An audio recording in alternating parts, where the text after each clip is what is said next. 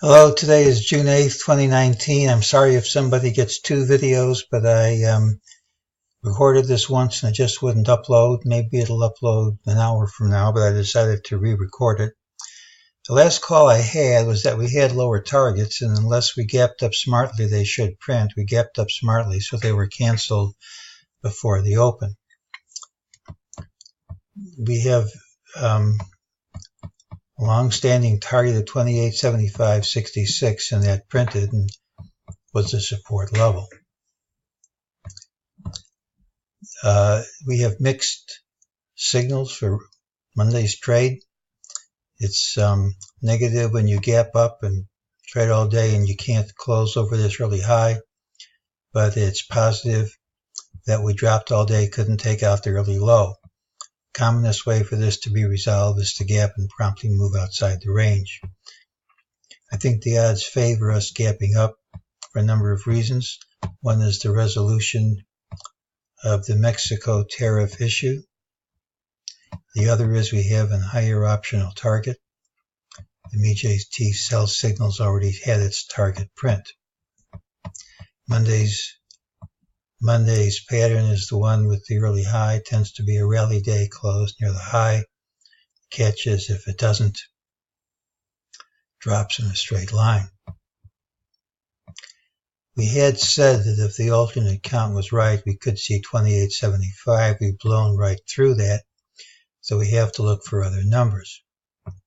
We do have higher and lower targets. At some point, I expect to see the equivalent of this print in real time in regular trading hours, but I expect to see these numbers too. If this is the right count, then this is going to end this wave B, and we should see a strong wave C down. However, it's also legitimate to count this as ABC, with this being wave brown 1, this being brown 2, and off to the races in brown 3. You can count it either way, so it doesn't really help you.